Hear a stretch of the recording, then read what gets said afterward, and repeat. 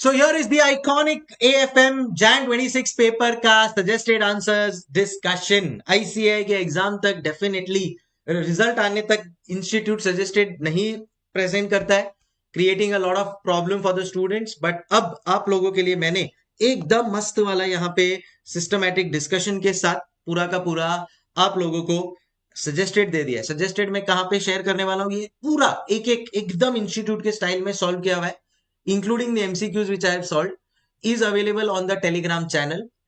Comment में Telegram channel का link मैंने पिन किया हुआ है, just click on that. 1.5 hours is what I want from you. जैसे जैसे आप पेपर देखते जाओगे प्लीज अपने मार्क्स अलॉट करते जाओ. This is the WhatsApp number. अगर आपको कोई डाउट हो सकता है मैंने कुछ मिस्टेक की हो, ठीक है, मैंने भी एक फ्लो में पेपर्स को सॉल्व तो कर दिया, बाद में मैंने देखा भी नहीं है अभी, ठीक है.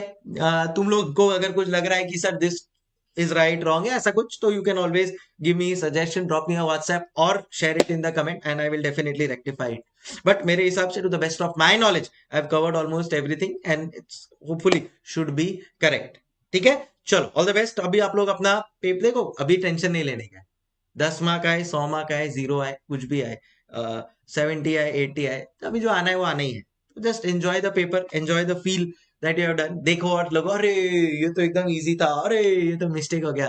All of that is possible. Share this with your younger ones, which is the May 26 September 26 students. उनके लिए this will be like a, बोलते हैं ना, landmark paper, a benchmark paper for them, so they can use this. So all of this is now coming your way. Please comment में बताते जाना कौन से क्वेश्चन में क्या सिली मिस्टेक हुआ है, कितना मार्क्स आया है कौन से क्वेश्चन में, and how was your overall experience in managing this paper. ठीक है, चलो. So let's start with the discussion. ठीक है, we will keep it crisp. 1.5 hours में पूरा का पूरा मैं इसको कंप्लीट कर दूंगा. That's what I want from you all. Speed पे देखो, आराम से हो जाएगा. जितना हो सकता है मैंने एक्सप्लेनेशन दिया है, लिख के डिटेल एक्सप्लेनेशन रखा है, so that it is manageable for each one of you. Thank you. कैसा लगा आपको इनिशिएटिव? अच्छा लगा तो जरूर लाइक करना वीडियो को और शेयर करना अपने सारे फ्रेंड्स के साथ, कलीग्स के साथ, जूनियर्स के साथ, फॉर हुम this would be very much helpful. तो ये मैं जो इसका वेटेज है वो मैं ऑलरेडी दे ही चुका हूं मेरे रिव्यू के टाइम पे, वो आप लोग देख सकते हो.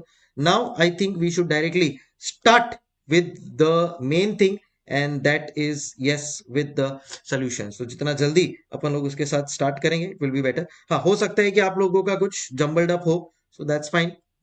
This is the paper that I have and इस हिसाब से मैं स्टार्ट कर सकता हूं अपनी journey for this AFM. Download print ले लेना, ये आप लोगों को चाहिए तो एग्जाम रिजल्ट आएगा तब तक. अभी के लिए खाली ऐसे ही देख लो, पीडीएफ डाउनलोड कर लो टेलीग्राम से, एंड या लेट द गेम बिगिन.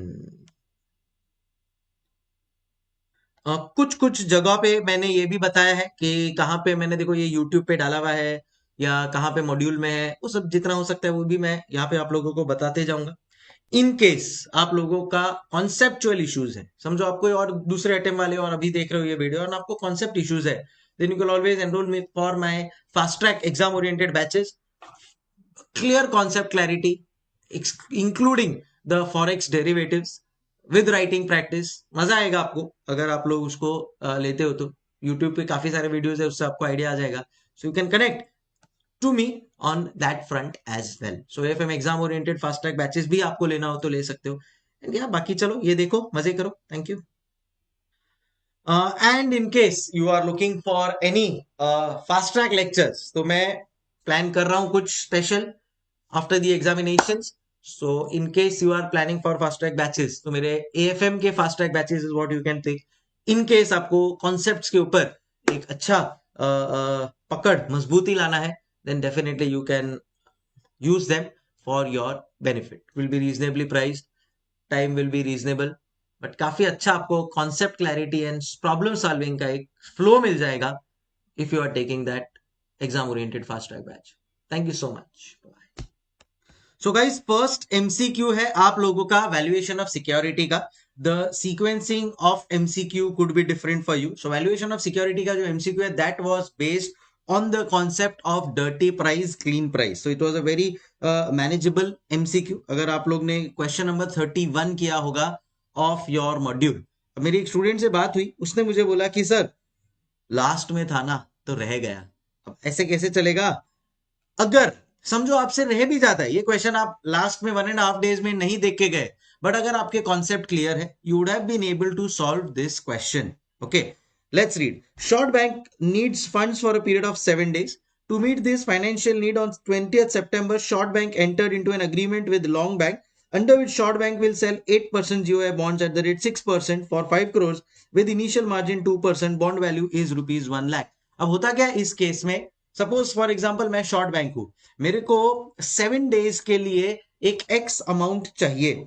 अब अगर मेरे को से फॉर एग्जांपल 7 डेज के लिए एक एक्स अमाउंट चाहिए, तो मैं क्या करूंगा, वो एक्स अमाउंट के लिए मैं अपने पास जो मेरे पास सिक्योरिटीज है ना, उसको मैं सेल नहीं करना चाहता, तो उसको मैं एज अ गिरवी रखूंगा. I will keep that as a mortgage with some other bank, take the money. ठीक है, why do I need this money? हो सकता है कि रिजर्व बैंक ऑफ इंडिया की कुछ रिक्वायरमेंट्स है, जैसे एसएलआर, सीआरआर, उसके वो कंपाइल करने के लिए मेरे को पैसा चाहिए. तो मैं अपना कुछ बॉन्ड्स जो मेरे पास गवर्नमेंट बॉन्ड्स पड़े वो एज अ मॉर्गेज रखूंगा, एंड सामने मैं उसको वापस से रीपर्चेज कर लूंगा at the right point in time. Alright, so short bank is giving his security bonds to the long bank, and फिर बाद में शॉर्ट बैंक क्या करेगा, उसको रीपर्चेज कर लेगा. So that is what this whole transaction is. The maturity of this 8% GOI bonds is 31st December, originally issued on 1st January 2025. Interest payable annually. Clean price of the bond is 99,420.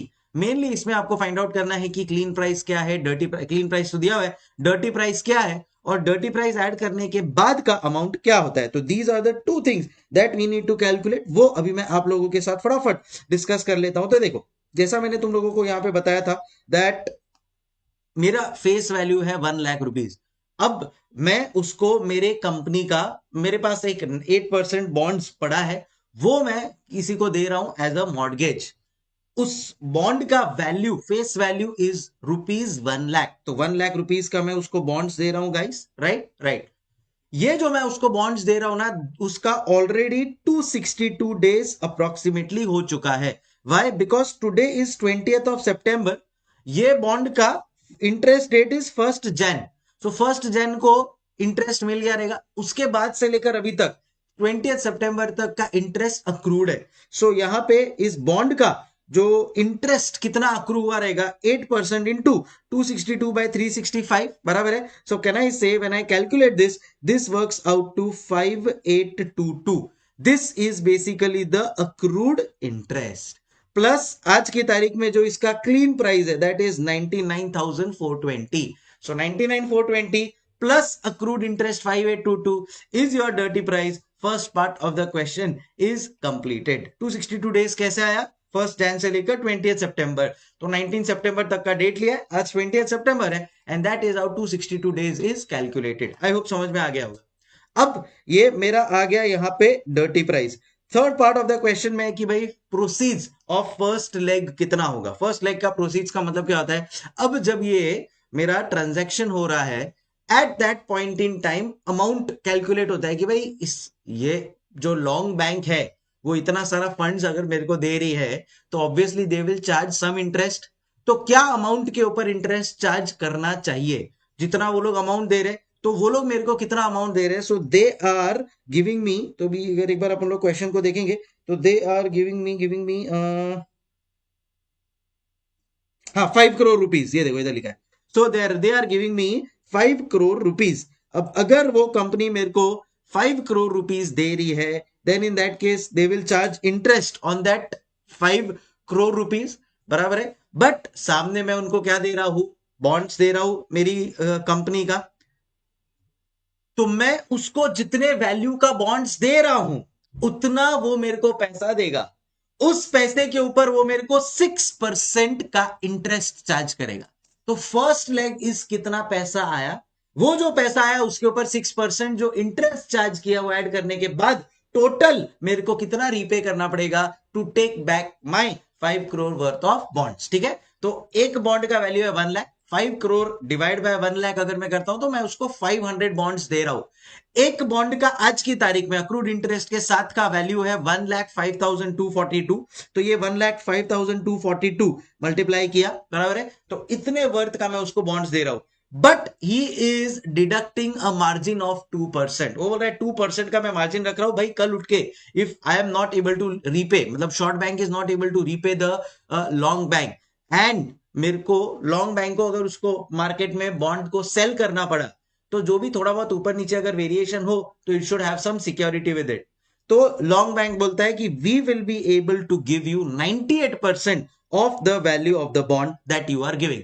The value of the bond that I am giving is 500 into 1,05,242। उसमें से 2% का margin minus करके आपको पैसा देंगे। Done, proceeds of first leg. पर जितना मेरे पास पैसा आया है शॉर्ट बैंक के पास, शॉर्ट बैंक उसी प्रोसीड्स के ऊपर इंटरेस्ट कैलकुलेट करके देगा। तो 515,68580 के ऊपर 6% फॉर 7 डेज कैलकुलेट करके, this is the total amount that we are going to repay them, that is called as the proceeds of second leg. तो प्रोसीड्स ऑफ फर्स्ट लेग का मतलब होता है रिसीव्ड अमाउंट। रिसीव्ड अमाउंट कौन receive किया? ये short bank. और फिर जब शॉर्ट बैंक इसको रीपे करेगा तो this is called as the repaid amount by the again short bank, this is called as second leg. I hope समझ में आ गया होगा आपको, राइट? अब और एक सिंपल सा क्वेश्चन पूछा है, the arrangement entered by long bank is called as a reverse repo and that by the bank। जो बैंक कर रहा है वो रिपो कर रहा है ना, रीपर्चेस करने वाला है जो भी उसके बॉन्ड उसने दिया है। and in case of long bank it will be called as a reverse repo। so reverse repo and repo is the part of the first answer। so case scenario 1, I hope we are absolutely clear। Just मैं आप लोगों को बीच बीच में reference देते रहूंगा so that आपको आगे भी काम आए ये चीजें। सेम क्वेश्चन नवंबर 24 सीरीज 1 के एमटीपी का है, clean price dirty price, MCQ ही उन्होंने पूछा है, जो मैंने ऑलरेडी सॉल्व करवाया हुआ है। अगर आपने ये बराबर से देखा होगा you would have solve this question for sure. Moving on to the next case scenario which is based on fate of forward contract. बहुत इंपॉर्टेंट क्वेश्चन है, कॉन्सेप्ट है ये। अगर आपको फॉरेक्स आता है तो ही आप लोग ये क्वेश्चन को, ये केस सिनेरियो 2 को कर पाओगे। Now, what exactly did this case scenario ask for? देखो again, it may be a different question in your paper, but मेरे पास जो MCQ है उसमें this is question number 2, so that is what I am taking। तो अभी देखो यहाँ पे क्या होता है scene, there is a interbanking company और same to same question module में आपको मिल जाएगा। In case you don't know what exactly is fate of forward contract, then please again YouTube के ऊपर ही ये वीडियो डाला हुआ है फेट ऑफ फॉरवर्ड कॉन्ट्रैक्ट का। Watch this out and you will be easily able to understand and solve this question. तो फटाफट मैं आप लोगों को बता देता हूं that what exactly is this question on fate of forward contract. So यहां पे एक कस्टमर है जो डॉलर सेल करने वाला था on the due date, and the due date से was 31st of December, but एक महीने पहले the due date I think in this question is 31st of July, module में 31st दिसंबर है, बट ये एक महीना जल्दी आ गया। सो 31st जुलाई की जगह 30th जून को आ गया और बोलते हैं कि भाई चलो please close the transaction. In such cases fate of forward contract as per FEDAI is going to be used. तो उससे रिलेटेड ये एमसीक्यू है, 2 मिनट में आप लोगों को बता देता हूं that how does this work. एकदम डिटेल एक्सप्लेनेशन चाहिए, I showed you a YouTube video, वहां से आपको मिल जाएगा। So now swap loss is the first thing that we need to calculate. Swap loss का मतलब क्या होता है? जिस दिन वो अर्ली डिलीवरी लेकर आया, किस दिन आया वो अर्ली डिलीवरी लेकर?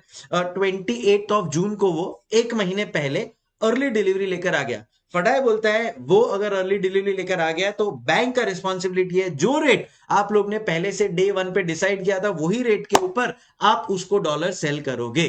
No questions asked. सो हम लोगों का डे 1 पे ही डिसाइडेड था that the dollar will be at the rate 86.8।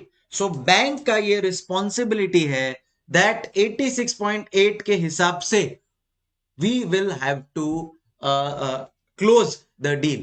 तो ठीक है, तो what we are now going to do with the customer is that हम उसको बोलेंगे कि भाई तू हमारे को डॉलर दे, हम तेरे को 86.8 जो अग्रीड रेट है उसके हिसाब से पैसा दे देते हैं। वो बोलता है डन है, मेरे को यही तो चाहिए था। तो 86.8 के हिसाब से हम लोगों का ये डील क्लोज हो जाता है। Now what will the bank do of so much dollar? देखो जरा कितना डॉलर उसके पास आ गया है। सो उसके पास आ गया है अप्रोक्सीमेटली आई थिंक $250,000 है। ये $250,000 उसके पास है। बैंक को अब as per FEDAI rules compulsorily ये 250,000 मार्केट में सेल करना पड़ेगा। Now what exactly is a swap loss? The unique transactions created on account of early delivery is basically the swap loss जो कस्टमर बेयर करेगा। अब देखो, कंपनी को जो अपनी बैंक है, बैंक को आज नहीं तो कल 86.8 के ऊपर ये ट्रांजैक्शन क्लोज करना ही था। तो अगर आज नहीं तो एक महीने बाद आता बैंक के पास कस्टमर उसको एक महीने बाद 86.8 के रेट के हिसाब से देता and he would have close. So that is not a unique transaction. what is the unique or the new transaction that has happened? Because of this early buying of dollar by the bank, अब bank को ये 86.8 आज का आज ही cell करना पड़ेगा। Now this was not expected because ये एक महीने पहले आ रहे वो तो पता नहीं था पहले। अब एक महीने पहले आ गया है तो मेरे बैंक के पास डॉलर 2,50,000 आ गया because customer is selling, bank is buying dollar. तो बैंक ने 86.8 के हिसाब से डॉलर बाय कर दिया है। अब बैंक को अनफॉर्चुनेटली इमीडिएट बेसिस पे उसको स्पॉट सेल करना पड़ेगा compulsorily as per FEDAI rules.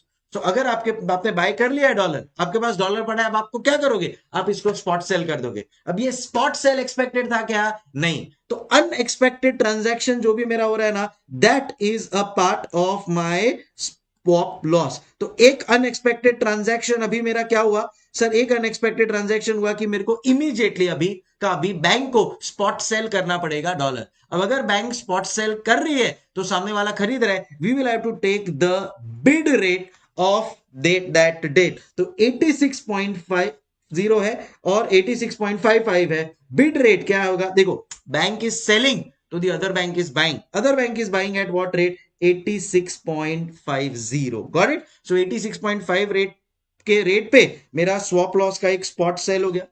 और एक अनएक्सपेक्टेड ट्रांजैक्शन करना पड़ेगा। क्या? बताता हूं मैं।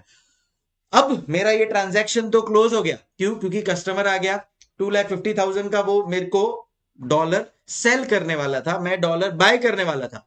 तो अब इसका एक ऑपोजिट ट्रांजैक्शन क्रिएटेड है मेरा एक महीने बाद का, which is a forward cell.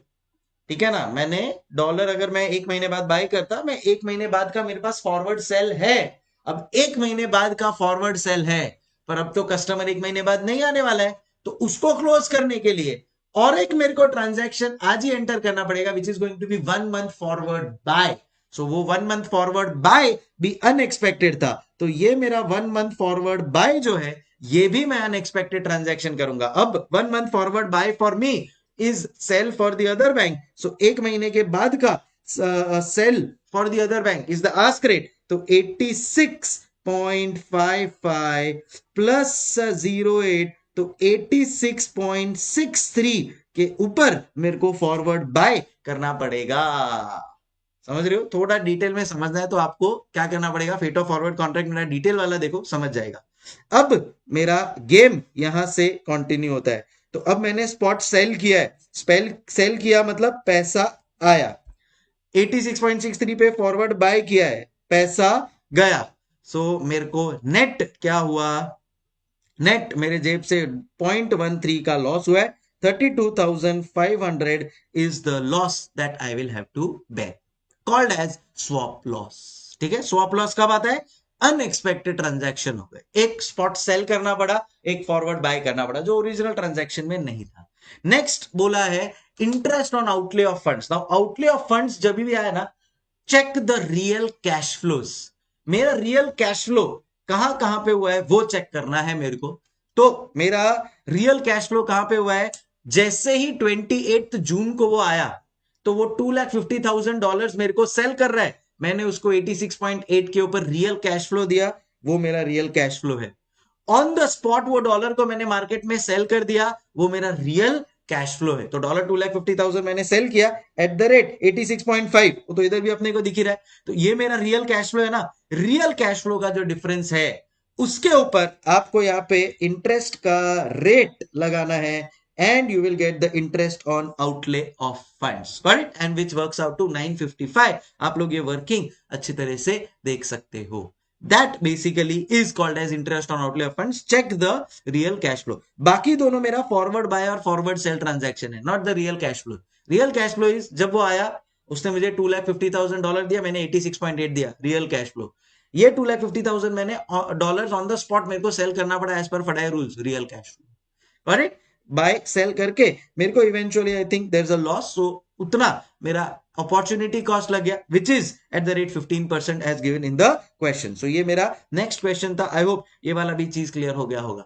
अब फाइंड आउट करना है एक net conversion rate, which is very very simple. मैं उसको देने वाला था 86.8, बराबर है. बट अब कैन आई से 32,500 का लॉस हो गया, 955 का लॉस हो गया. सो टोटल 32,500 प्लस 955 कितना होता है?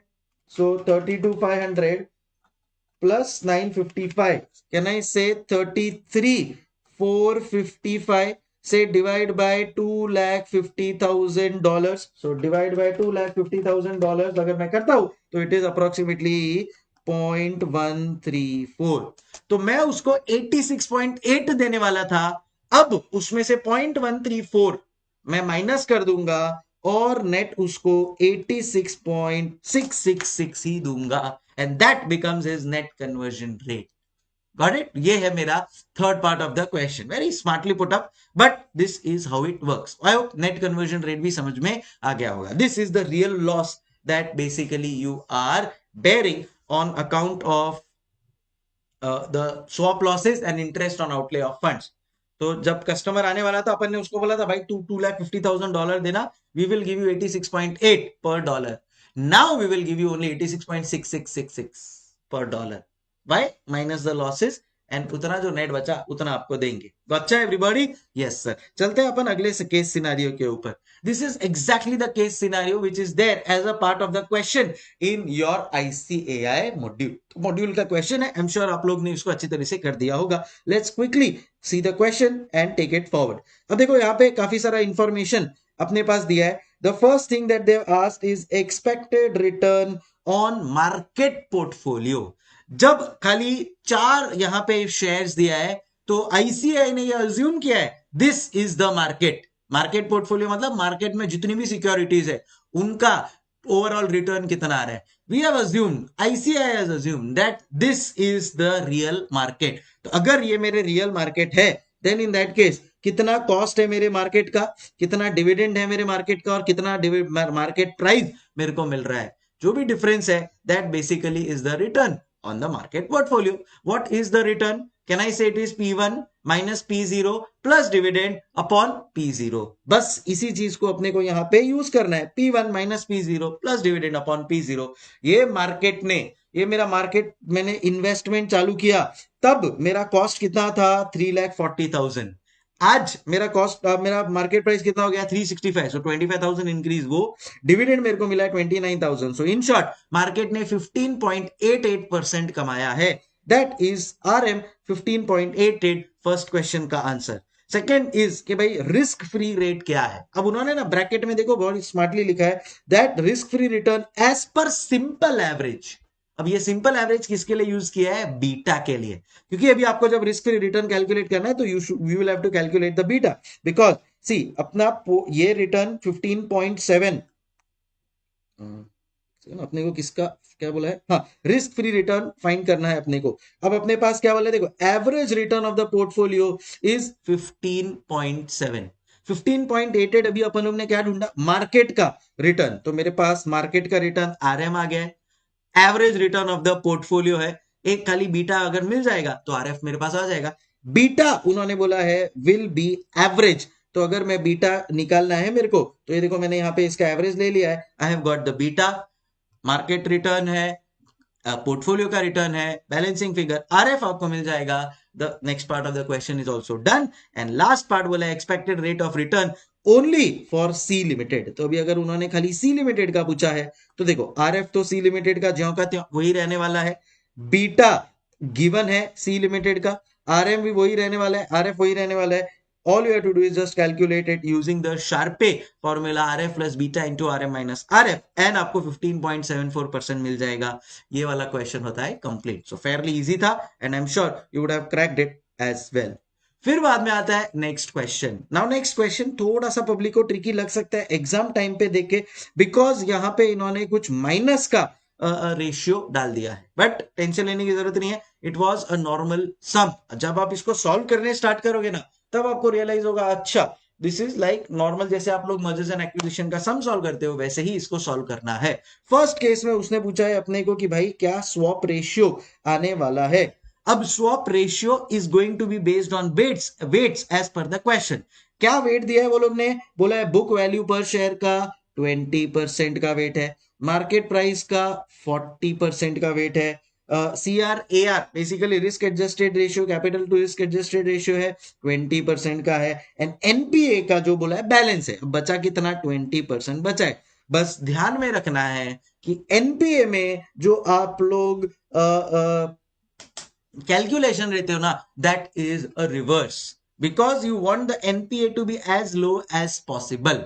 यूजुअली आपका स्वैप रेशियो जब आप कैलकुलेट करते हो ना, तो आप करते हो टारगेट अपॉन अक्वायरर. यहां पे खाली रिवर्स हो जाएगा. Wait, I will show you the answer, you will get to know. तो स्वैप रेशियो के लिए आप लोग book value of target upon book value of acquirer, market price of target upon market price of acquirer, ठीक है, capital adequacy of target upon capital adequacy of acquirer.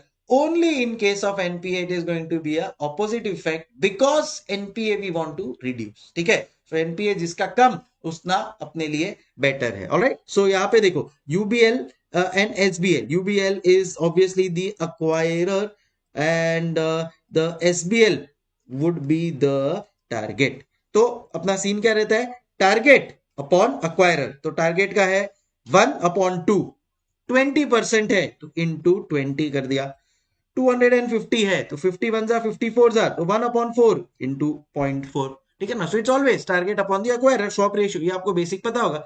बस अब इधर खाली ये माइनस देके टेंशन नहीं लेना है, वही फ्लो में सॉल्व करना है जैसे आपने बाकी के सम सॉल्व किए हैं, and you will get the answer 0.2 is the swap ratio. तो ये पहले आ गया कि भाई स्वैप रेशियो कितना बैठ रहा है 0.2. फिर उसने बोला कि कैलकुलेट कि कितना शेयर्स इश्यू होना चाहिए. तो टारगेट कंपनी का कितना शेयर्स है? 20,000. स्वैप रेशियो उसको कितना मिलने वाला है? 0.2. सो अक्वायरर की कंपनी में उसको कितना शेयर्स मिलेगा? Correct, 4,000 shares. और फिर लास्ट में पूछा है पोस्ट मर्जर EPS अपने को बताना है कंपनी का. सो ऑब्वियसली पोस्ट मर्जर मतलब किसका दिखाना होगा? अक्वायरर कंपनी का दिखाना होगा. तो NPAT post merger, I think question में ही दिया हुआ है. Let's check out. हाँ, नहीं दिया हुआ है तो भी अपन लोग इजीली फाइंड आउट कर सकते हैं, क्योंकि अपने पास यहाँ पे नंबर ऑफ शेयर्स है, P रेशियो है और MPS है. तो market price upon P ratio से EPS मिल जाता है. EPS into number of shares करोगे तो NPAT मिल जाएगा. ये चीजें एकदम फटाफट क्लिक होनी चाहिए at least on the exam day, because आप लोग इतनी बार रिवाइज कर चुके हो. So EPS is equal to NPAT upon number of equity shares. What is EPS? MPS upon P ratio. ठीक है, सो ये चीज हो गया. तो NPAT मिल गया. तो इधर मेरे को net profit after tax post merger divide by, मेरे पास ऑलरेडी 50,000 शेयर्स है अक्वायरर का. अक्वायरर ने टारगेट को अभी नया 4,000 शेयर्स दिया. I will get the new value and that is 11.11. So I hope we are clear with this question also. And then फिर बाद में आ गया bonus question of advance capital budgeting. यहाँ पे आप लोगों को प्योरली मैथमेटिक्स, एक 10th स्टैंडर्ड के बच्चे को जो मैथमेटिक्स करना होता है ना, वैसा मैथमेटिक्स करना था. आओ देखते हैं. सो यहाँ पे एडवांस कैपिटल बजटिंग का क्वेश्चन है. 2 प्रोडक्ट्स A and B है मेरे पास. Product A and product B, सबका वो लोग ने कॉस्ट, रेवेन्यू सब दिया है. अब पूछा गया है if we select company B, expected value of profit कितना होगा. उसके पहले मेरे पास कंपनी बी का कंट्रीब्यूशन मार्जिन है. अब अगर कंट्रीब्यूशन मार्जिन है कंपनी बी का, मेरे पास फिक्स्ड कॉस्ट है कंपनी बी का, खाली contribution into number of units करूंगा माइनस फिक्स्ड कॉस्ट करूंगा तो मेरे को मिल जाएगा कंपनी बी का नेट प्रॉफिट. अब कैसे मेरे को फाइंड आउट करना नंबर ऑफ यूनिट्स? प्रोबेबिलिटी दिया है. So sales into probability, sales into probability, sales into probability. I will get the total sales of number of units multiply by contribution per unit minus fixed cost. You are right, मेरे को मेरा final answer मिल जाएगा. Same is the logic to be applied. Next, अगर मैं ए select करता हूं तो उसका भी मेरे को यहाँ पे 5 पर यूनिट का कंट्रीब्यूशन बैठ रहा है। कैसे मालूम पड़ा सर? तो यहाँ पे कंट्रीब्यूशन मार्जिन 5 डायरेक्टली दिया है, बैठा बैठा दिया है। और फिर बाद में लास्ट में profit of B at 1,40,000 units. Same चीज अप्लाई करना है, बस we have to now take 1,40,000 units and solve the question. Done. So इसी के साथ मेरे सारे के सारे केस सिनारियोज कंप्लीट होते हैं। 2 case scenarios I could directly show it to you on YouTube. बाकी के भी थे but in a bit scattered manner, but it was manageable. But again as I said, यहाँ पे बैठ के things become easy. अभी आप वो 3 घंटे का प्रेशर नहीं है, फॉर्मूला याद रखने का लोड नहीं है। अब आप लोग भी देख रहे होगे तो आपको लग रहा होगा अरे ये तो आता था, अरे इधर थोड़ा बहुत सिली मिस्टेक हो गया।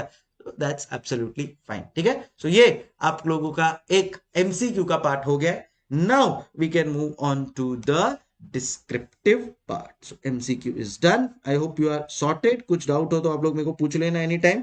If not now, we can quickly move on to the descriptive part. ये फर्स्ट क्वेश्चन है म्यूचुअल फंड्स का। एक पास्ट पेपर का क्वेश्चन है, बेसिकली रिवर्स लेवल क्वेश्चन। सो जो आप लोग बोलते हो ना कि सर रिवर्स लेवल क्वेश्चंस आते हैं, yes this is one of the reverse level questions, but easy है। अगर आप लोग इसको करके गए हो ना, then in that case you will find this question very much manageable. Plus इसमें 2 अप्रोच होते हैं, एक होता है डिविडेंड री इन्वेस्टमेंट अप्रोच, दूसरा होता है bonus approach. Dividend reinvestment approach is more lengthier, more on a difficult side. Bonus approach is much easier, and ये बोनस अप्रोच उन्होंने पूछा है। अब देखो, messrs wealth builders and asset management company launched a dividend bonus scheme, ठीक है। The fund demonstrated strong performance. On 30th September, fund decided to declare a bonus of 1:4. On 30th September 23, second bonus 2:5. 1:4 का मतलब क्या होता है? अगर आपके पास 4 units है तो आपको 1 यूनिट बोनस में मिलेगा। 5 यूनिट है तो 2 बोनस आपको यूनिट्स मिल जाएंगे। Investor made a lump sum of 25 lakhs in the scheme at its inception. Starting में इसने 25 lakhs डाला and remain invested throughout. As of 31st March, the income generated on an average yield of 16.8%. अब मेरे student से एक दो बात हुई, उन्होंने सिली मिस्टेक कर दिया। मेरे बुक में ये सम 5 इयर्स का है, वो लोग भी 5 इयर्स लेके आ गए विदाउट रियलाइजिंग कि भाई देखो क्वेश्चन में थोड़ा बहुत चेंजेस भी तो हो सकता है। यहाँ पे इट इज 6 इयर्स, 2019 से लेकर 25 करते हो आप, then it is working out to 6 years. बाकी sum is as it is, so easy sum है। Now how does it work? 25 lakh में आप लोग ने इन्वेस्टमेंट किया था, तो वो 25 लाख का आपका ओरिजिनल इन्वेस्टमेंट अब 16.8 एवरेज इंक्रीज है। 6 साल का एवरेज इंक्रीज। देखो, अगर कोई चीज 3 साल 51% बढ़ी, मतलब on an average 17% per year, 51 divide by 3। कोई चीज 60% बढ़ी 3 साल में, ऑन एन एवरेज 6 साल में समझो 60% बढ़ी, तो अपन क्या बोलते हैं? On an average 10% increase. Exactly यहाँ पे ही है 16.8% ऑन एन एवरेज इंक्रीज। तो overall increase 16.8 into 6 which is 100.8। तो 25 लाख पे मैंने ऐड किया, yes 100.8%, and it works out to 25,20,000 का मेरा ओवरऑल रिटर्न बैठता है, and that is what here it is 50,20,000। So अब मेरा एट ईयर एंड मेरा वैल्यू हो गया 50,20,000। At the end of 31st March 25 उसने मेरे को नैव दिया है 110, तो मेरे को पता चल गया ऑन द लास्ट डे 31/3/25 पे my number of units is 45,636.36 units. तो सर ये दोनों जो नैव दिया है उसका क्या काम है? उसका कोई काम नहीं है, पूरा क्रॉस, ठीक है। चल फिर बाद में नेक्स्ट अपन लोग को जाना है बोनस डेट के ऊपर। अब रिवर्स लेवल क्वेश्चन है, तो 25 के बाद रिवर्स में 23 आएगा कि 21? 23 आएगा, 23 आएगा, ठीक है। अब बोनस मिलने के बाद 31st March 2025 को आई हैव 45,636 यूनिट्स, बराबर है। सो बोनस मिलने के पहले कितने यूनिट्स होंगे? Let it be x plus 2/5 bonus of x is equal to 45,636। आप जब x फाइंड आउट करोगे इट विल बी 32,597.4। 2021 का बोनस मिलने के बाद what was the value 30 number of units 32,597.4 उसके पहले let it be x plus 1/4 bonus मिला तब जाके 32,597 हुआ आप लोगों को एक्स मिल जाएगा number of units at the beginning मिल गया इनिशियल इन्वेस्टमेंट मिल गया आपको NAV per unit at the beginning मिल गया सम इज सॉल्व क्लू मिल गया ना एक आपको फिर देखो सम कितना सिंपल लग रहा है ना डन नेक्स्ट क्वेश्चन के ऊपर चलते हैं क्वेश्चन नंबर 1B अब एज इट इज क्वेश्चन ना हो बट कुछ आपको लॉजिक्स भी यूज करना पड़ेगा कि नहीं तो आप लोगों को अगर मर्जर्स एंड एक्विजिशन में फॉर्मूलाज के ऊपर ग्रिप है कॉमन सेंस लॉजिक्स आपका स्ट्रांग है then definitely you will be able to solve this question nice question but use of formula and use of logics is required question कुछ ऐसा बोल रहा है कि आज की तारीख में प्रमोटर के पास 84% शेयर्स है 84% स्टेक होल्डिंग है which comprise of 126 lakh share automatically देखो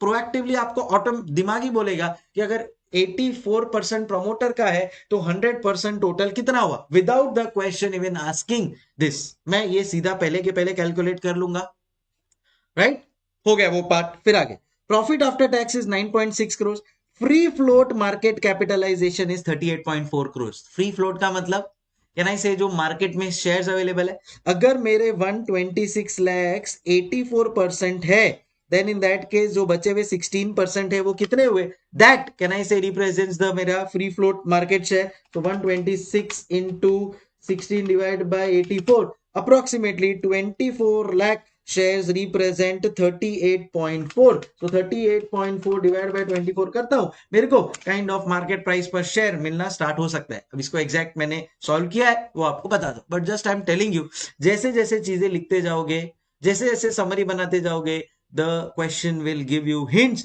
as to how it is going to be solved SEBI अभी बोलता है कि नाउ 84% से रिड्यूस करो 75% पे कैसे रिड्यूस करोगे by increasing the number of shares because देखो अभी से फॉर एग्जांपल टोटल मार्केट में 100 शेयर्स है तो 84 शेयर्स उसमें से प्रमोटर के पास है 16 शेयर्स से फ्री फ्लोट है माइनॉरिटी शेयर होल्डर्स के पास है अब अगर अपन लोग ने बोनस शेयर्स इशू किया माइनॉरिटी शेयर होल्डर्स को तो ओवरऑल जो मेरा नंबर ऑफ शेयर्स है वो बढ़ जाएगा जैसे फॉर एग्जांपल 100 शेयर्स है अभी मार्केट में उसमें 84 है शेयर्स इनके पास और 16 शेयर्स है से फ्री फ्लोट अब मैं से फॉर एग्जांपल इसको 50 शेयर्स एक्स्ट्रा देता हूं किसको माइनॉरिटी स्टेक होल्डर को तो इधर भी 50 शेयर्स बढ़ गया ओवरऑल तो 150 शेयर्स हो गया अब 150 शेयर्स में से 66 शेयर्स इसका है ऑटोमेटिकली होगा क्या मेरा प्रोमोटर का जो परसेंटेज शेयर होल्डिंग है वो गिर जाएगा ना क्योंकि अभी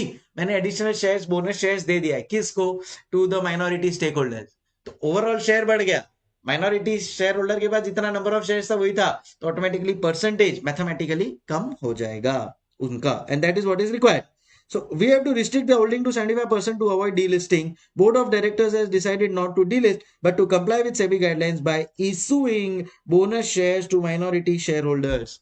But maintain the same PE ratio. Okay. अब ये सम को सॉल्व करना है आओ फटाफट एकदम लॉजिकली सॉल्व किया तो 84 100 150 तो free float 24 lakh shares profit after tax 9.6 crore दिया है फ्री फ्लोट मार्केट कैप दिया है 38.4 crore can I say we will use this the answer is yes अब मेरे को रिड्यूस करना है प्रमोटर का share holding from 85 to 70 84 to 75 ये मेरा गिवन इंफॉर्मेशन है ये जो भी है मेरा गिवन इंफॉर्मेशन अब इसको यूज करना स्टार्ट करते हैं सबसे पहले मैं फाइंड आउट करूंगा क्या करंट मार्केट प्राइस पर शेयर मेरे को मिल जाएगा कैसे मेरे पास प्रॉफिट आफ्टर टैक्स है टोटल नंबर ऑफ शेयर्स है I will get the current earnings per share.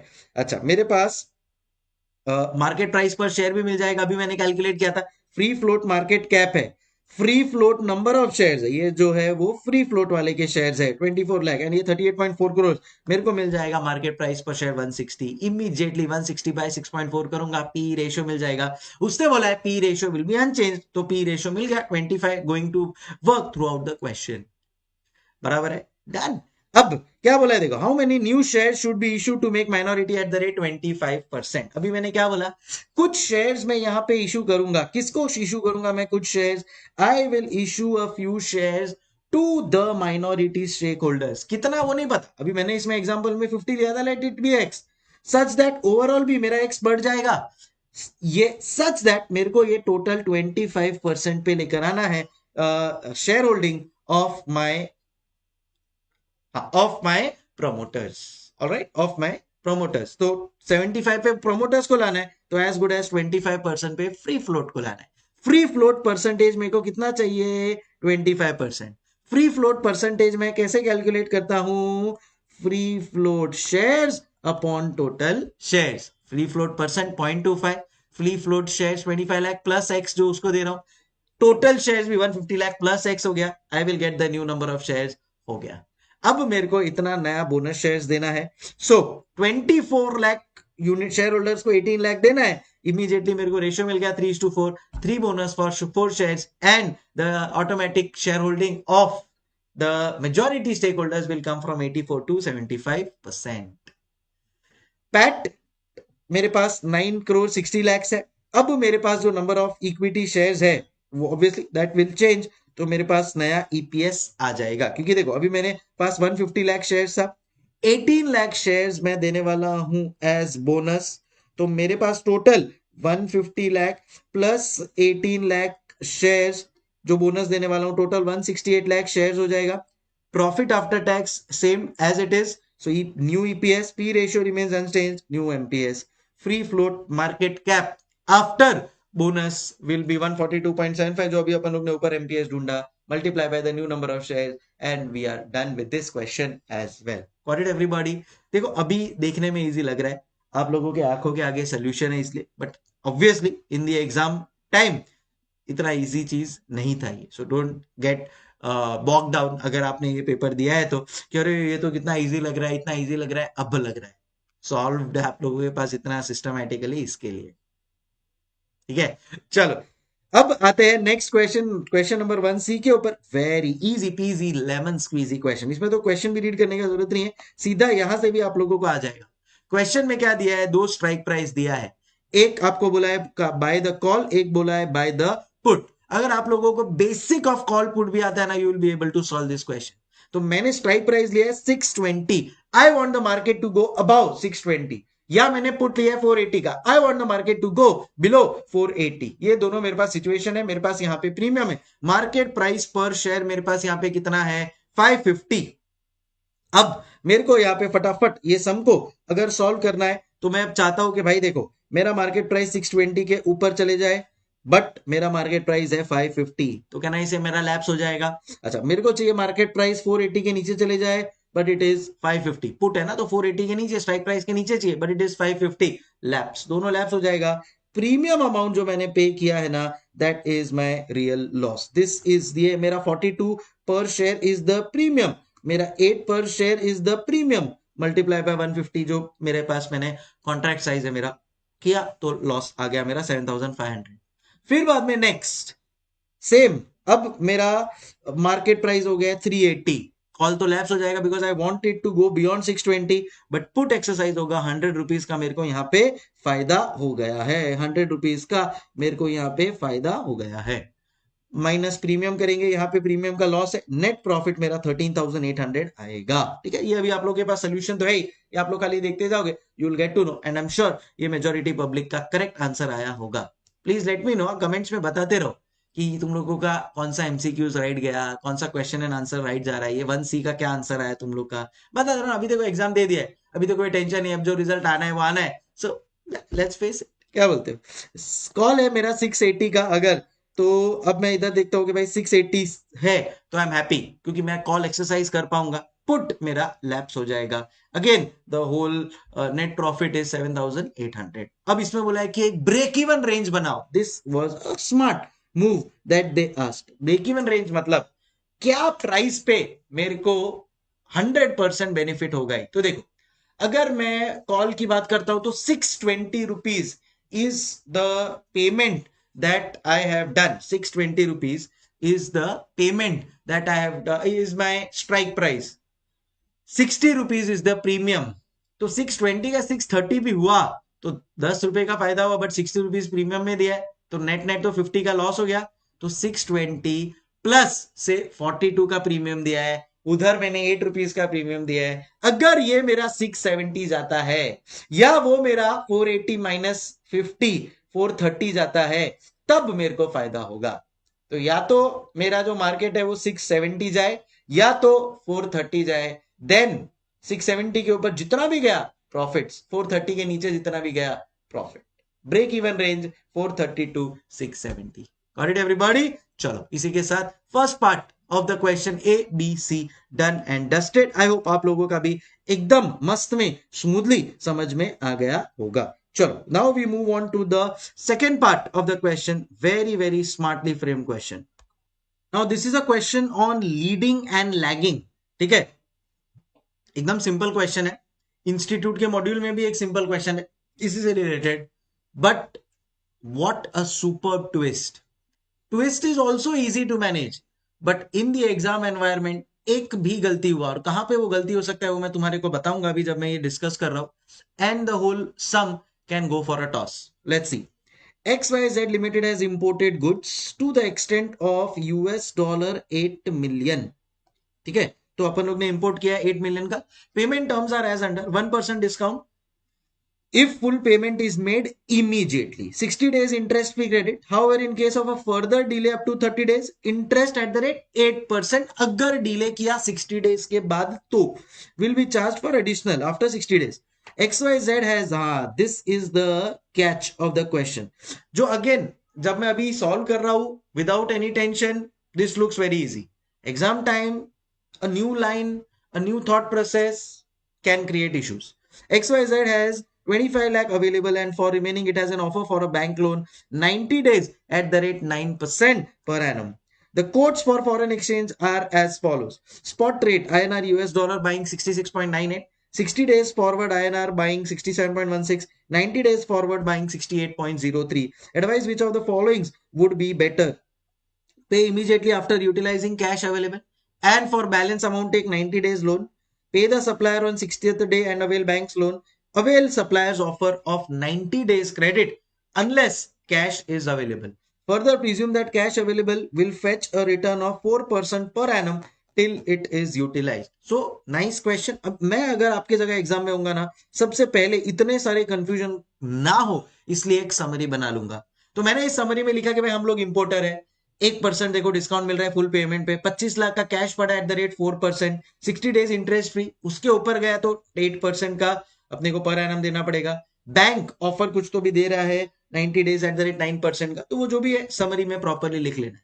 Alternative 1 2 3 is the required part of the question. तो ये मेरा क्या है, ये मेरा रिक्वायर्ड पार्ट है। पहला, pay immediately by utilising cash balance plus balance by 90 days loan. मतलब इमीडिएटली पे कर दो। तो मेरे को अगर मैं इमीडिएटली पे करता हूं तो मेरे को क्या फायदा, 1% का मेरे को देखो डिस्काउंट मिल रहा है। आओ ऑल्टरनेटिव 1 देखते हैं। पे इमीडिएटली, बट इमीडिएटली पे कर दिया बट पैसा नहीं है अभी, तो 90 डेज का अपने को लोन मिल जाएगा। तो $1 8 मिलियन के हिसाब से पे किया, बट 1% का क्या मिल जाएगा मेरे को इमीडिएटली, कैश डिस्काउंट। सो ये कैश डिस्काउंट माइनस करने के बाद 53 करोड़ 4,81,600 गया, बट उसमें से 25 लाख रुपीस मेरे पास बैंक में अवेलेबल है। इमीडिएट पेमेंट कर रहा हूं तो उसको मैं यूटिलाइज कर दूंगा, तो ऑब्वियसली वो 25 लाख फिर मैं इन्वेस्ट नहीं कर पाऊंगा। इतने का मेरे को लोन लेना है, 9% के हिसाब से 90/360 बराबर है, इतना ही है ना लोन का अमाउंट। हाँ, for loan up to 90 days 9% का रेट लगेगा। सो ये 9% के रेट के हिसाब से मेरा 53.9862 आ रहा है। सेकेंड ऑप्शन क्या है, 60th डे को पे कर दो, बट जब मैं 60th डे को पे कर रहा हूं at that point in time मेरे को इंटरेस्ट फ्री कुछ भी मेरे को सप्लायर को एक्स्ट्रा पे नहीं करना है। तो जो मेरा रेट चल रहा है डॉलर का 67.16 का है 60 डेज का, इतना ही 80 मिलियन ही पे करना है। कैश भी मेरे पास पड़ा है, बट अब ये कैश को मैंने 60 डेज के लिए यूटिलाइज किया है। So interest on cash at the rate 4% for 60 days. आप कैलकुलेट करोगे 16,667 आएगा। अब ये जो अमाउंट है इसके लिए मेरे को लोन लेना है फॉर 30 डेज। सो दैट क्या होगा पता है, see comparison should be apple to apple. Alternative 1 90 days, alternative 2 भी 90 डेज के लिए अभी मेरा हो गया। 60 डेज पे मैंने इमीडिएट पेमेंट कर दिया, 30 डेज के लिए मैं क्या ले रहा हूं, लोन। 30 डेज में पूरा रीपे कर दूंगा, तो लोन के ऊपर इंटरेस्ट कितना आया वो ऐड करने के बाद मेरे को यहाँ पे पता चल गया मेरा कितना इन मिलियन आई थिंक आ रहा है। तो इधर मेरा 9862 है, इधर 53.8774 है। करोड़ मिलियन वाला एक बार देख लेना। एंड लास्ट है 90 डेज का अगर मैं क्रेडिट लेता हूं तो मेरे को बैंक से लोन लेने की जरूरत नहीं है, पर 25 लाख के ऊपर 4% फॉर 90 डेज मेरे को मिल जाएगा। यहाँ पे 90 डेज का देखो इंटरेस्ट मिलेगा। इस सिचुएशन ये वाले केस में मैं भूल गया था, फिर मैंने वापस से रीडू किया। तो अभी देखो मेरे पास क्या है ऑप्शन, मैं सीधा क्या कर सकता हूं, एक इरेजर किया, अंडू का बटन दबाया and I am able to do it. Exam में it will create a panic, so I am with you in those terms. Yes, अब ये भी सिंपल है, इतना अमाउंट मेरे को पे करना है 90 डेज के बाद, बराबर। बिकॉज 30 डेज मैंने डिले किया है तो 8% का मेरे को एक एक्स्ट्रा इंटरेस्ट पे करना पड़ेगा। कैश मेरे पास जो है विद 90 डेज का इंटरेस्ट माइनस कर दिया, this is the net amount that I'm going to give, like option 2 is the cheapest। ठीक है, so manageable था, एकदम स्मूथली फ्लो के साथ जाओगे, बट प्रोवाइडेड आपने प्रॉपर समरी बनाया, समरी को प्रॉपर एग्जीक्यूट किया ऑल्टरनेटिव्स में, then it will become much much manageable. Question number 2B के ऊपर अपन लोग इसी के साथ चलते हैं। अब ये क्वेश्चन है इकोनॉमिक सॉरी EFR का ये क्वेश्चन है, so very nice one, external funding requirement से रिलेटेड। अब चैप्टर 1 थियरी के लिए आता है, ये क्या हुआ, चैप्टर 1 प्रैक्टिकल के लिए पूछ लिया। सो अगेन यूट्यूब अगर आप मेरा ओपन करते हो तो मैंने EFR के ऊपर ये क्वेश्चन बनाया, पूरा एज इट इज मॉड्यूल का क्वेश्चन है। एक दो ट्विस्ट है इस क्वेश्चन में भी, एक तो यूनिक क्वेश्चन पूछ रहे हो, ऊपर से ट्विस्ट भी पूछ रहे हो, वाह वाह। But just to tell you that this same question was made by me 1 year back, you can find it on YouTube as well। So now what exactly is this, तो यहाँ पे इन्होंने बोला है भाई सेल्स है, कॉस्ट है, income before taxes, post taxes, net income है अपने पास, बैलेंस शीट दिया हुआ है मेरे पास, एडिशनल इंफॉर्मेशन है। ये एडिशनल इंफॉर्मेशन में थोड़ा सा institute could have framed it better, थोड़ा सा और अपने को क्लैरिटी देता था, बट इट्स ओके।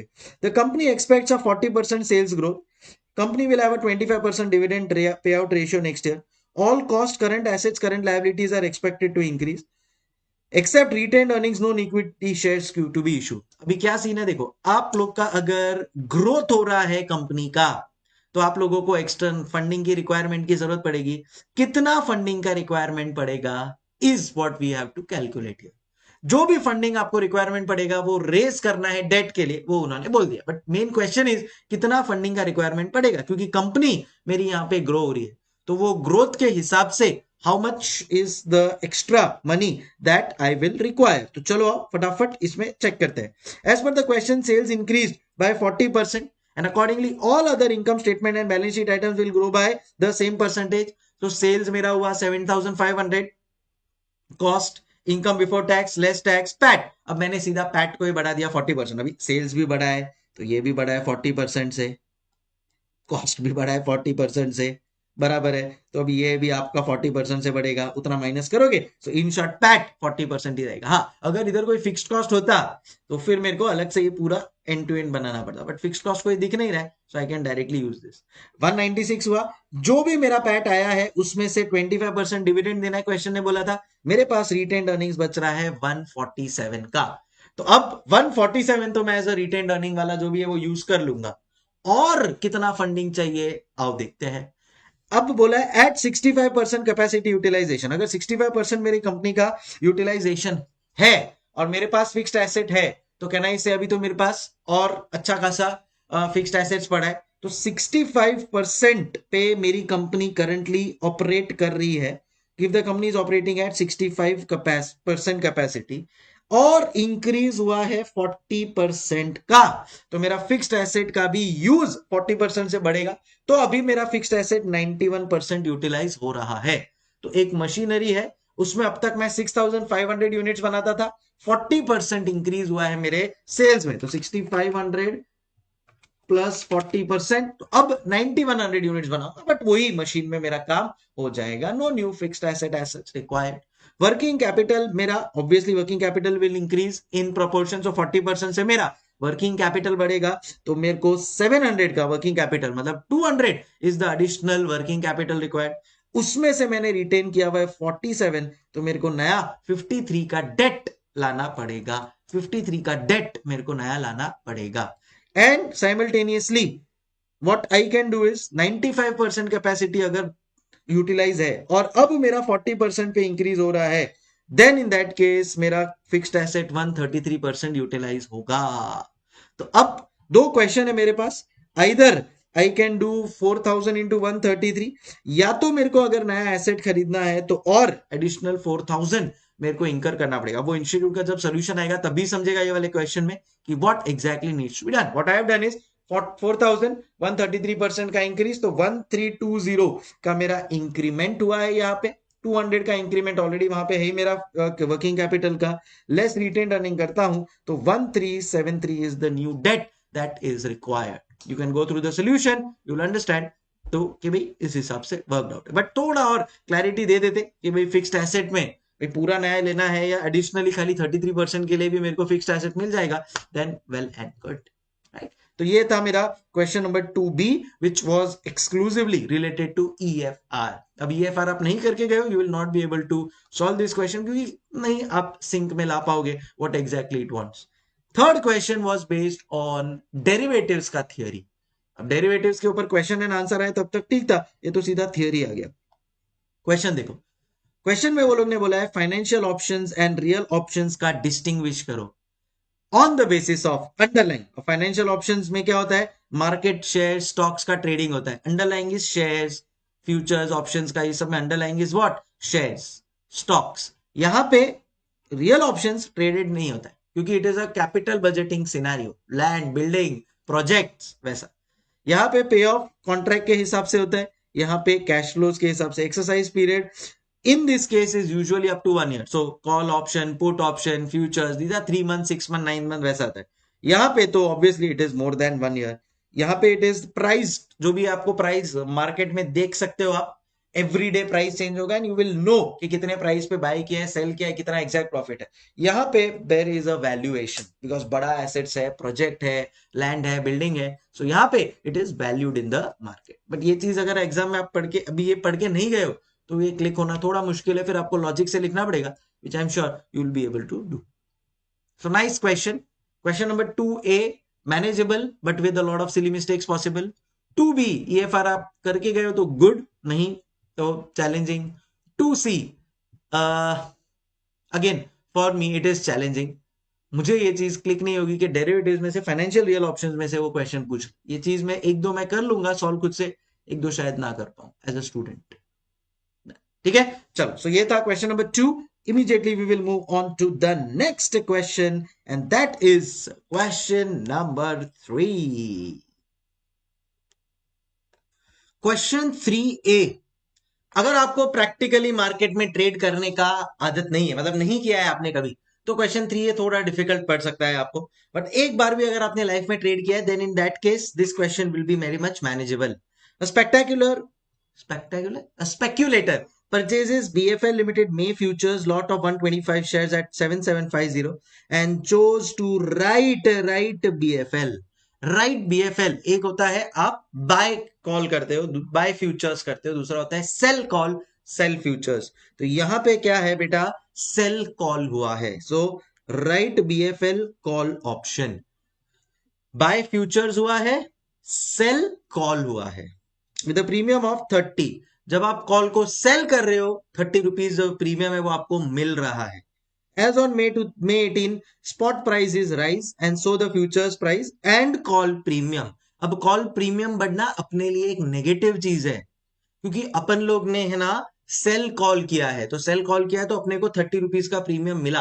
अब अपने को इसको रिवर्स करना पड़ेगा, तो जब अपन लोग से रिवर्स करेंगे तो आपने कोई चीज सेल की है तो आप रिवर्स कैसे करोगे, बाय करके। तो आप जब इसको बाय करोगे तो 36 में बाय करना पड़ेगा, 6 रुपीज का लॉस है।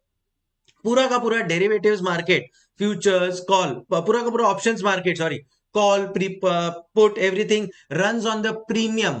तो यहां पे आपने सेल प्रीमियम किया है, अब आपको बाय प्रीमियम करके क्लोज करना पड़ेगा। ठीक है, सो प्रीमियम बढ़ गया है आपके लिए और आप सेलर हो प्रीमियम के। So for the big brokerage for the transaction is 0.02%। अपने को ये सारे ट्रांजैक्शंस का नेट ऑफ कॉस्ट सब चीजें फाइंड करनी है इजी। बट ये चीज क्लिक होना एग्जाम में, ये चीज पता होना एग्जाम में मेक्स अ डिफरेंस। मैंने मे फ्यूचर्स परचेज किया 7750, इसको मैं स्क्वायर ऑफ कैसे करूंगा, शॉर्ट करके, क्योंकि परचेज किया है। तो ये फ्यूचर राइज हुआ 7780 पे पहुंच गया, मैं इस पे शॉर्ट करूंगा 30 रुपीज का फायदा multiply by number of contracts, gain हो गया मेरे को यहाँ पे, राइट। अच्छा, अब क्या बोला उन्होंने, ब्रोकरेज ऑफ 0.02%। अब ब्रोकरेज बाय पे है कि सेल पे है, वो दोनों पे होता है। ट्रांजैक्शन कभी भी जब आप करोगे मार्केट में, it is a buy and sell, दोनों के ऊपर आपको ब्रोकरेज पे करना पड़ता है। And that has what has happened here, यहाँ पे 7750 इंटू 0.02% इंटू 125, 7750 इंटू 0.02% इंटू 125, ये मेरे को इधर 194.5 आ गया। नेट प्रॉफिट ये ब्रोकरेज माइनस करने के बाद is 3361.75। Whereas in case of call, जैसा मैंने बोला 30 rupees, 6 rupees is your loss. We have return call, we have to pay 6 rupees into 125, 750 plus आपको जो ब्रोकरेज पे करना पड़ेगा। अब यहाँ पे क्वेश्चन में बहुत क्लियरली बोला है that brokerage is to be paid on the strike price net of call premium for options. So brokerage for the transaction is 0.02% for the transaction value of futures, वो तो ठीक है, futures के transaction value पे, यहाँ पे strike price of call premium, ठीक है। So strike price कितना है call का, उसके ऊपर 7790, that is the call price, multiply by 125, multiply by 0.02% minus net of जो प्रीमियम है। तो हम लोग ने प्रीमियम अमाउंट है 36 माइनस कर दिया, net of premium, that is the brokerage amount. Profit loss add less करोगे तो आपको ओवरऑल प्रॉफिट मिल जाएगा। ब्रोकरेज भी आपको चाहिए तो यहाँ पे आप सब ब्रोकरेज जो मैंने इधर कैलकुलेट किया उसको ऐड करूंगा तो मेरे को टोटल ब्रोकरेज मिल जाएगा। This is the sum. So nice smart sum. अब आता है the ICAI blunder of the paper. इसके लिए अपने को ICAI को मेल लिखना है और बताना है कि ICAI प्लीज अपनी गलती को सुधारिए, जिसने भी अटेम्प्ट किया है उसको 4 मार्क्स आंख बंद करके दे दीजिए, ग्रेस मार्क्स दे ही दीजिए। Following are the direct course. तो अगर आपको लगता है दैट यस आपने अटेम्प्ट किया है, प्लीज नीचे कमेंट बॉक्स में लिख देना yes grace marks, grace 4 marks, and for sure let me no कि आप लोग ने इसको अटेम्प्ट किया है कि नहीं। Following are the direct quotes available in the international market. देखो अब अगर वो यहाँ पे कोट ऐसा दे रहे हैं 1.2950/65, इसका क्लियर कट इंडिकेशन है कि वो बोलना चाह रहे हैं 1.2950 है /1.2965, absolutely clear and understood. But जब इन्होंने बाकी दो कोट्स दिया है ना, उसमें इन्होंने गड़बड़ कर दिया। 1.6025/6000। अब कोई भी क्या सोचेगा 1.6025 है ये, 1 पाउंड इज इक्वल टू $1.6025 $1.6000। अब कोई भी क्या सोचेगा bid can not be more than ask, so इसका मतलब ये इधर स्वैप हो गया है प्लेसेस, तो वो क्या कर देगा $1.6000/$1.6025। अरे भाई ऐसा है ही नहीं ना। अब मैं बताता हूं इंस्टीट्यूट का एक्सपेक्टेशन क्या था। इंस्टीट्यूट आपसे एक्सपेक्ट कर रहा है आप ये सोचे कि ये है 1.6025/60। 00 ऐसे ही दे दिया, अपन लोग कैसे लिखते हैं ना, see 10 can also be written as 10.00, ठीक है, 10 can also be written as 10.00। तो अब यहाँ पे 10 इज इक्वल टू 10.00 है वो समझा, बट 1.6025/60 है और ये आगे 00 लगा दिया, इसकी वजह से the sum apparently appears incorrect, and if the sum appears incorrect definitely the student should get the marks। आपको और एक बात बताओ, इंटर एफएम में सी इंस्टीट्यूट ने EFR का क्वेश्चन पूछ लिया AFM का for around 6 to 8 marks. Yes you heard it right, inter FM में 8 मार्क का क्वेश्चन है इंस्टीट्यूट का, फाइनल का, वो भी EFR का, एक्सटर्नल फंडिंग रिक्वायरमेंट। ओके यहां पे भी यही है 1.2375/90 इनको बोलना था, इन्होंने 9000 कर दिया। अब ऑब्वियसली एग्जाम टाइम पे ये चीज क्लिक होना is next to impossible, but I am just telling you इस हिसाब से सम को सॉल्व करना है। अब ये सम सिंपल है, जिसको फॉरेक्स आता है, आपको बेसिक्स आता है ना अगर फॉरेक्स का, तो फिर भी आप ये सम आराम से कर पाओगे, फिर बाद में प्रॉब्लम नहीं आएगा, बट उतना तो आना चाहिए बेसिक। तो बेसिक आता है देन इन दैट केस समझ लो आप लोग ये सम सॉल्व कर लिया।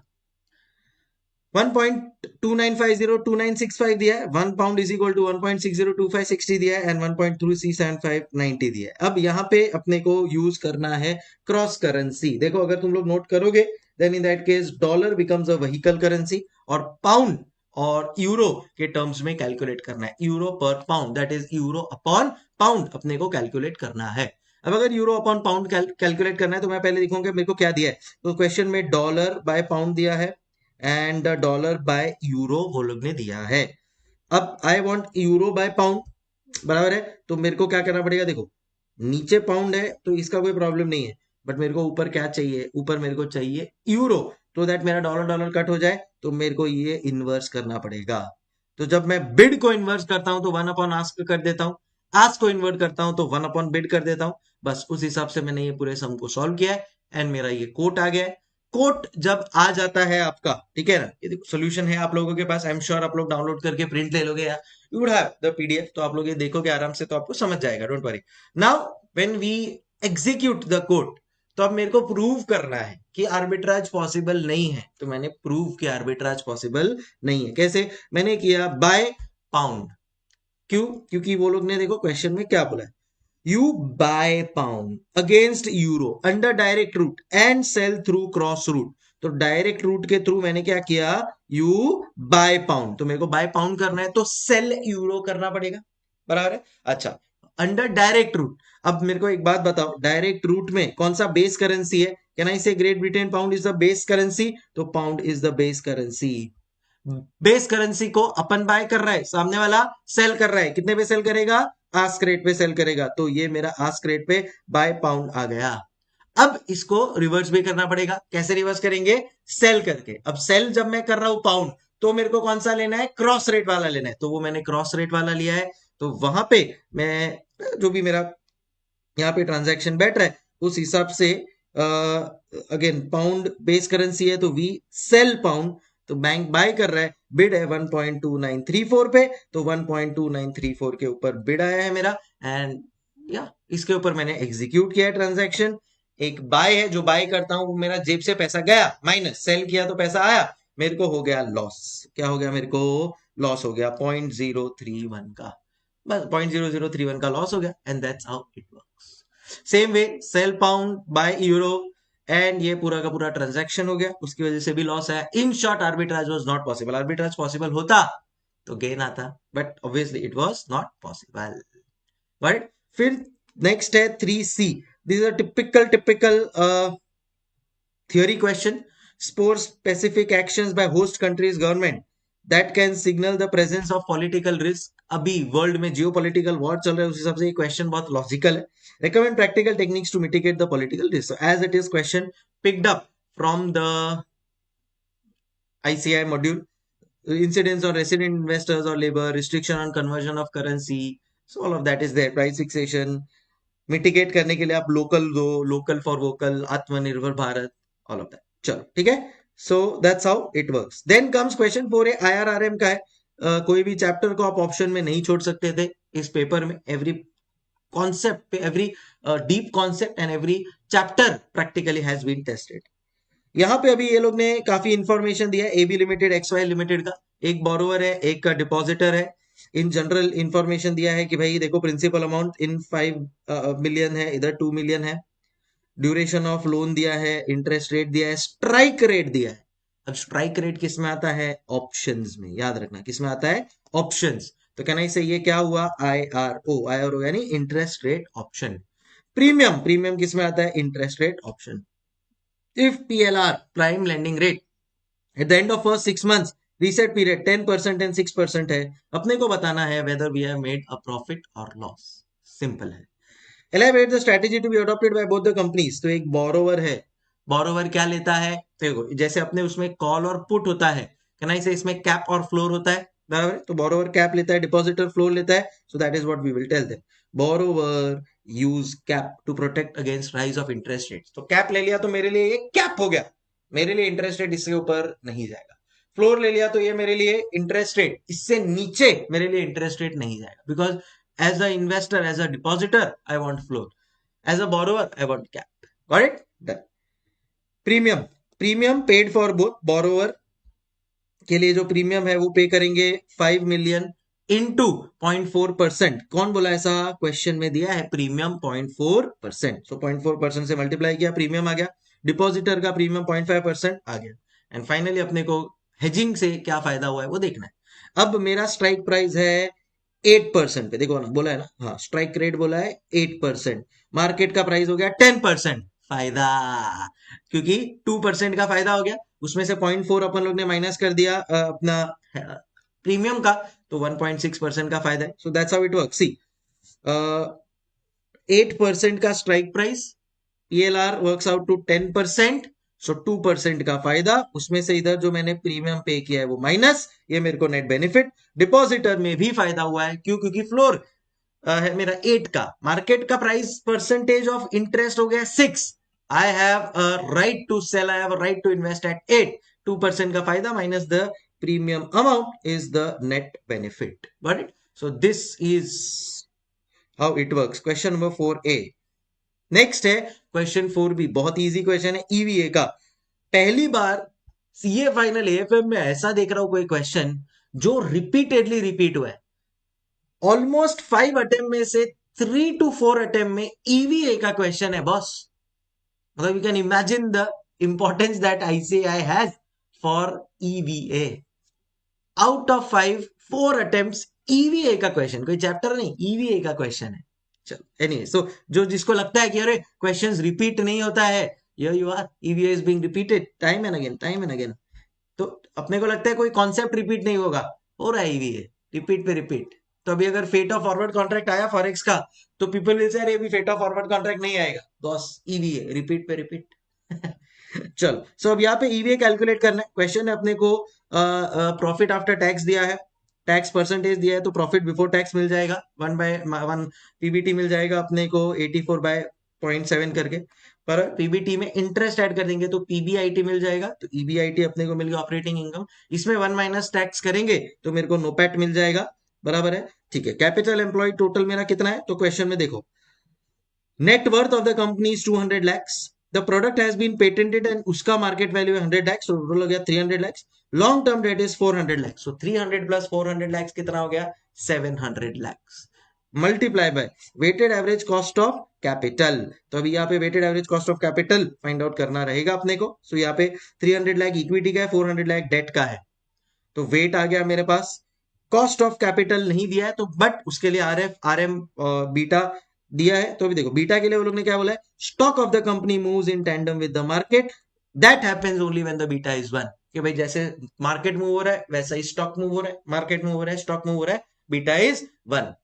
कॉमन सेंस कॉन्सेप्ट काम आएगा, हर एक लेवल पे छोटी छोटी बातों में आएगा। अभी मैं तो एक फ्लो में फटाफट पढ़ा दिया है, और सॉल्यूशंस है।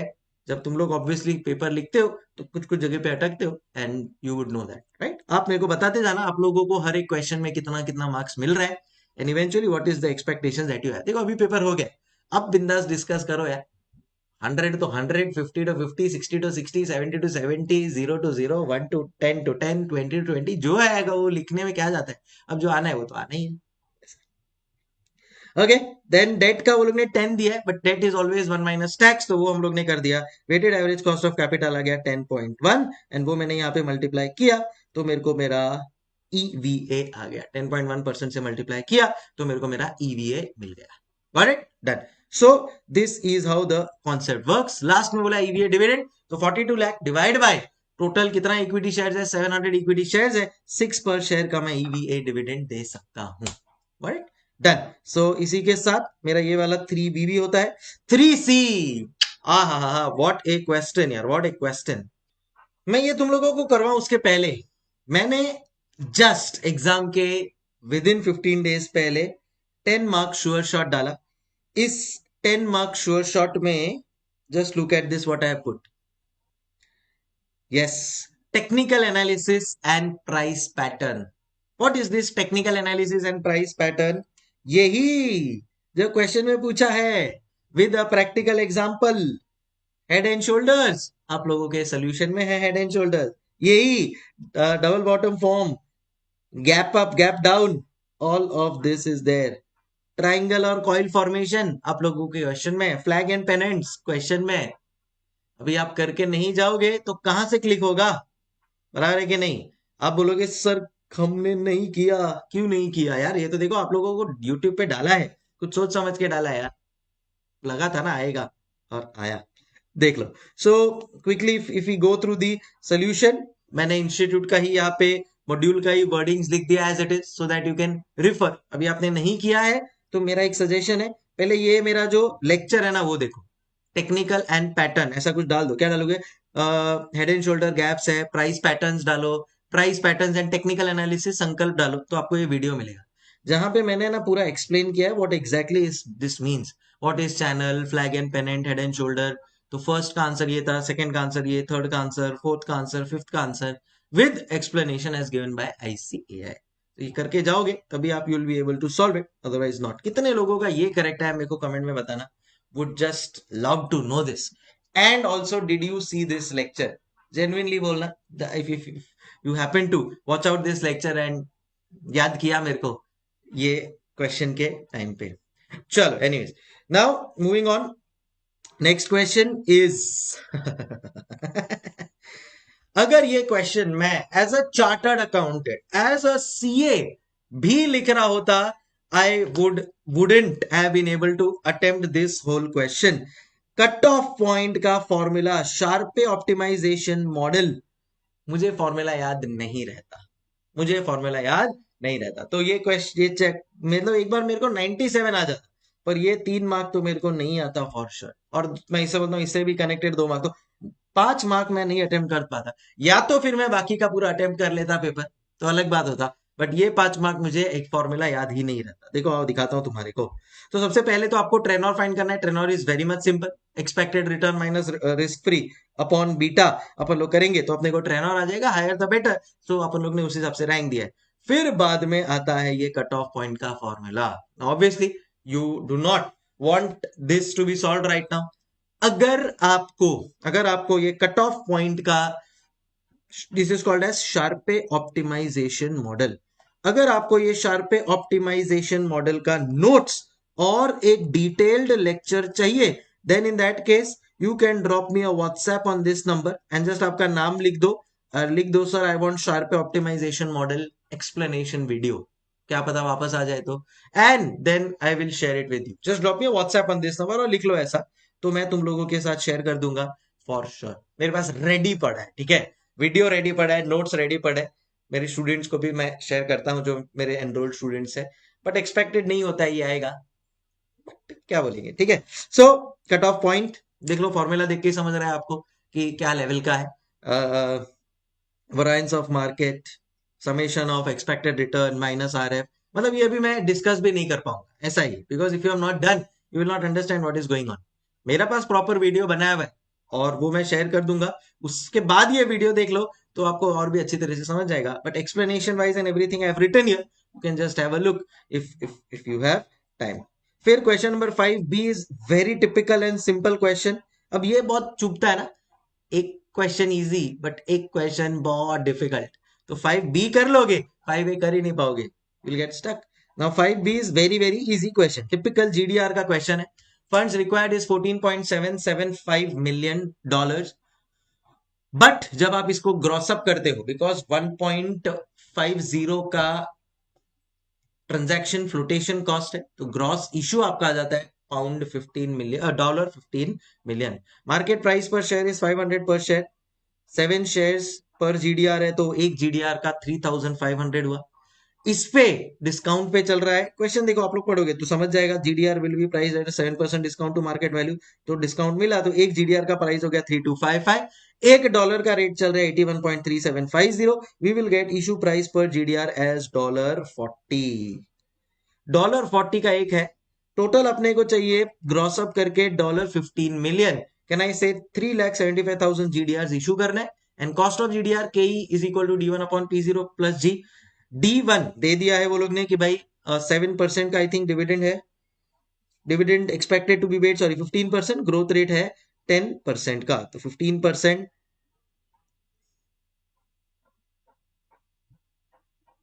हाँ, ग्रोथ रेट है यहाँ पे 10% का. सो हम लोग ने यहाँ पे ग्रोथ रेट भी 10 का डाल दिया है. एंड यस 15% का मेरा डिविडेंड है. एक के सामने 7 इक्विटी शेयर है. देखो इधर यहाँ पे 7 शेयर्स पर जीडीआर. सो 7 शेयर्स पर जीडीआर, एक शेयर से 15 मिल रहा है, 7 से 105 plus growth upon net proceeds per GDR which is 3206.175. अच्छा everybody, तो net proceeds per GDR कितना हो गया 3206.175. बस इसको सॉल्व किया और आपने को आंसर आया 13.27%. दैट इज माय की. सिंपल बट या if you have done it. फिर आता है ये क्वेश्चन नंबर 6 है. इससे रिलेटेड कुछ स्टूडेंट्स के डाउट आए but it's a very very easy question. Let me tell you. 6A is manageable. 6B मेरे यूट्यूब का क्वेश्चन है, मैं आपको दिखाऊंगा, देखना. अब 6A क्या है पता है क्या?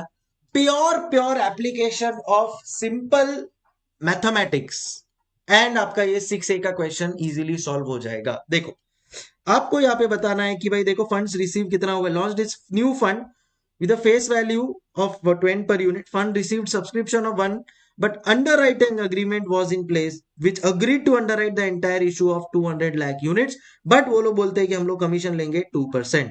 तो 200 लाख यूनिट्स, एक का 10 रुपया, तो 2000 लाख रुपीस आया. उसमें से 2% का अपने को कमीशन देना पड़ा, तो मेरे पास बच गया 1960 लैक्स. उसके बाद उसने बोला initial investment in capital invest instrument amounts to 1780.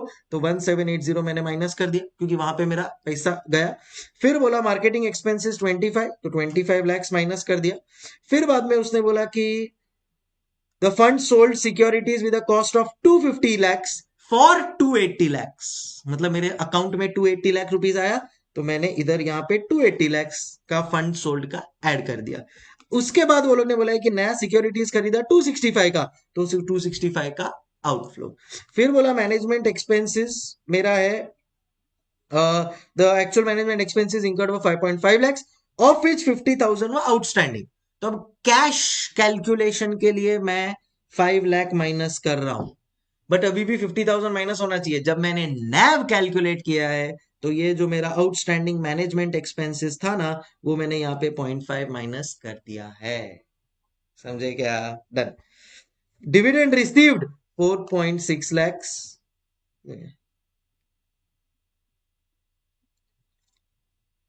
Dividends earned on investment amounted to 5 lakhs, of which 40,000 yet to be collected. तो dividend received 4.6 lakhs आएगा. Dividend paid 4.6 plus 30. अब देखो ये इंपॉर्टेंट है. The fund's policy is to distribute 80% of realized earnings. Module में है ये same चीज, जहां पे वो लोग बोल रहे हैं 80% of realized earnings it's to be given. अब देखो मेरा यहाँ पे कैपिटल गेन कितना आया है. So fund sold securities with cost of 250 lakhs for 80 lakhs. तो मतलब कैन आई से 30 लैक्स का मेरे को कैपिटल गेन है. सो मैं यहाँ पे लिखूंगा भाई 30 लाख का कैपिटल गेन प्लस मेरे को और डिविडेंड रियलाइज एंड डिविडेंड मेरे को कितना मिला है 5 of which 40,000 was yes to be collected. तो 4.6 लाख का डिविडेंड मिला है, तो मेरे को टोटल 34.6 लाख मिला है इनटू 80%. सो 34.6 इंटू 0.8 आंसर आता है 27.68. इतना 27.68 इज द डिविडेंड पेड. अब ये पे करने के बाद मेरे पास 141.92 का कैश बचता है. तो market value of investment question में दिया हुआ है इज 2150.5. तो वो मैंने ले लिया यहाँ पे guys. Market value of investment, cash अभी मैंने कैलकुलेट किया, मैनेजमेंट एक्सपेंसेस माइनस होना बाकी है, आउटस्टैंडिंग डिविडेंड 40,000 का मिलना बाकी है. I will get the NAV as 292.32. Number of units 200 lakh. Closing NAV 11.4616. Good question, but calmness of mind रखा, you will be able to manage it for sure. Got it? वापस से सुन लो. आप लोगों को कहीं पे भी डाउट हो मेरे को पूछ लो, I will let you know. But this how it is. अभी सोल्यूशन देखोगे तो आप लोग अच्छी तरह से एकदम क्लिक हो जाएगा. चलो next question is a very simple question. आराम से आपको. अच्छा एक चीज इन्होंने बहुत अच्छी की, सीधा बोल दिया हर क्वेश्चन के बाद round off all intermediate and final calculations to 2 decimal places. आगे भी उन्होंने ये सब किया है, so that's a good thing. Otherwise बहुत टेंशन होता है अपने को एग्जाम में, 2 लो 3 लो 4 लो कितना decimal. Okay next. This is a question based on abandonment option. Same to same question November 24 में आ चुका है एंड ये रहा मेरा उसका सोल्यूशन. सो अगर आपने अबेंडनमेंट ऑप्शन नहीं आता है तो पहले मैंने यहाँ पे सिखाया और फिर बाद में इंस्टीट्यूट का वो वाला क्वेश्चन सॉल्व किया.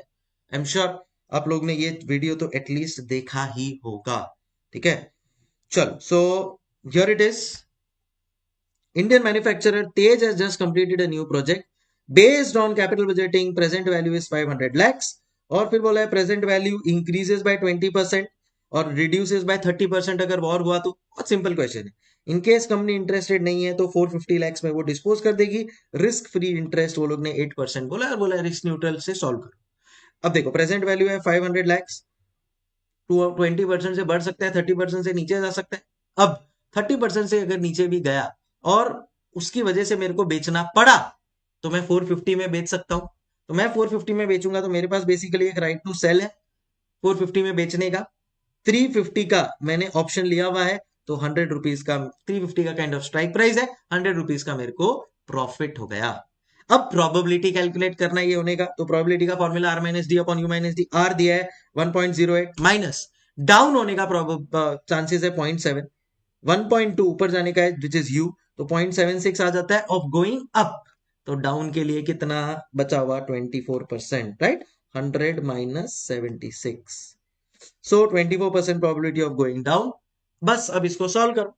प्रोबेबिलिटी ऑफ गोइंग डाउन का बेनिफिट है 100 इंटू 0.24, ये है 0 अपॉन 1.08। फाइनली आपको मिल गया 22.22 is the value of option, alright, value of put option. So simple था बहुत ही। And we now come to the last question, any role of government in thriving a sustainable environment for startups in India. Unexpected question, theory है but unexpected. Module के last part of the इसमें से वो लोग ने ये question पूछा है। इजी बट पढ़ के गए तो ही याद रहेगा। Government helps in creating wide spread awareness. Easy finance options एक मुद्रा स्कीम है। टैक्स बेनिफिट जैसे 100% tax holiday under section 80 IAC देता है गवर्नमेंट। एग्जेम्पशन देता है एंजल टैक्सेशन से। डीपीआईटी क्रिएटेड SISFS स्टार्टअप फाइनेंस के लिए, स्टार्टअप फाइनेंस के फाइनेंशियल असिस्टेंस के लिए वो लोग ने कुछ सेटअप किया हुआ है। So all of that are the benefits given by government. Click हुआ तो अच्छा है। Startup can get a seed fund up to 50 lakh under SISFS also. फिर बाद में उन्होंने बोला explain the 3 pass through certificate, और वो वाला जो है ना उसको एक्सप्लेन करना है, तो वो यहाँ पे एक्सप्लेन कर दिया। पास थ्रू सर्टिफिकेट, पे थ्रू सिक्योरिटी एंड स्ट्रिप्ट सिक्योरिटी। तो ये तो आप श्योर आप लोग करके ही गए होगे, ये तो एकदम कंफर्म आप लोग को आने ही वाला है। And that is the question. Securitization का क्वेश्चन है, सेम मॉड्यूल में है, सब जगह पे है ये तो यार। इसका तो वीडियोस भी सबने थियोरी पे मिल ही जाएगा आपको। And with this we complete the paper. How was the experience all in all? Please मेरे को बताओ नीचे कमेंट करके कितना मार्क्स आएगा आपको। कैसा लगा आपको ये solving pattern? What category do you put this paper into? Suggested answers exam पे जिस दिन रिजल्ट आएगा तब तक इंस्टीट्यूट का सजेस्टेड नहीं आया होगा। You can refer this, see how much marks you have got, see how much marks you are expecting and then accordingly go for your review. मेरा व्हाट्सएप नंबर भी मैं देके रख रहा हूँ, इन केस वो टाइम पे you don't have to panic, कुछ कभी लग रहा है you can always WhatsApp me and let me know how I can take things forward for you. ठीक है, तो दैट्स हाउ इट वर्क्स। यहाँ पे पूरा मैंने वेटेज सब दिखाया हुआ है पेपर के रिव्यू के टाइम पे भी कि कौन से चैप्टर्स में से क्या क्या आया है एंड ऑल ऑफ दैट। चलो, so what a paper, but I am sure निकल गया अपना भी, अच्छी तरह से आपने मैनेज किया उसको। एंड या how much are you expecting आप बताएंगे। Time for me to hasta la vista हम बोलेंगे। Take care, keep smiling. I pray कि आप लोग सब पास हो जाए इस पेपर में और टेंशन ना रहे आपको किसी भी चीज का। Do refer these things to your juniors. May 26 सितंबर 26 के आपके जूनियर्स हैं, उनको ये विदाउट फेल फॉरवर्ड करना video. It will be very helpful for them and yeah, that's all you can do. Thank you so much, keep subscribed. अच्छा लगा हो ये पूरा इनिशिएटिव तो जरूर लाइक करना वीडियो को। Thank you so much, bye bye.